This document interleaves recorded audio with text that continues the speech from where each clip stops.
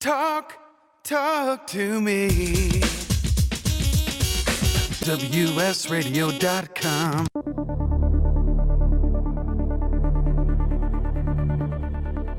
Welcome to Purposeful Podcasting. Welcome to Purposeful Podcasting. I'm Wade Taylor, and I'm here to help you make your podcast more understandable and effective. This is going to be an ongoing series, but in this first few episodes, I want to take some time and share with you my philosophy and the rationale behind my methods and processes for podcasting that have developed over the past 18 years that I've been involved with WSRadio.com. In the first episode of 6, I'm going to give you an overview of online marketing. In the second episode, we're going to talk about research and SEO.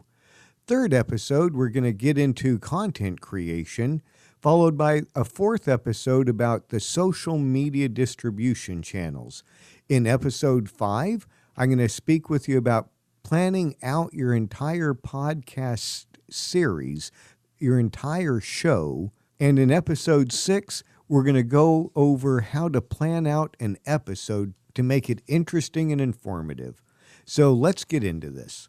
Before we get started about the process of podcasting, we need to talk about what it is that you're saying and why. The microphone is less important than what you say into the mic. And so I encourage everybody to take a big picture view of online marketing, what all is going on, how the technology is involved, and why we're doing this. Never forget the purpose behind everything that you're doing.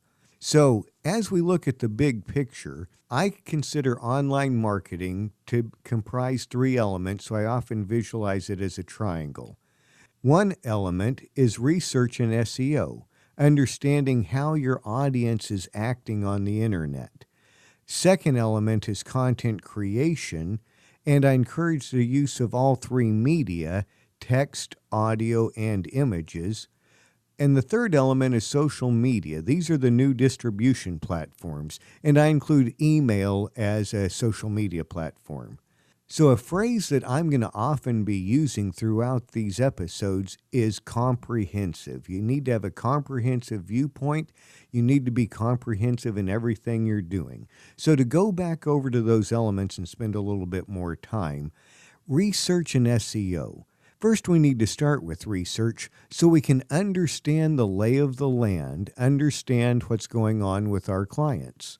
We also need to understand how they're interacting with the internet and what the big picture trends are in the way that they're looking at things, the way that they're using words. For instance, research can help us understand if I was in the automotive repair business, do I use the word motor or do I use the word engine as I'm working on my online presence? In addition to understanding how my desired audience is interacting with the internet, I need to make sure that everything I'm doing conforms to internet standards, and that's where search engine optimization comes in.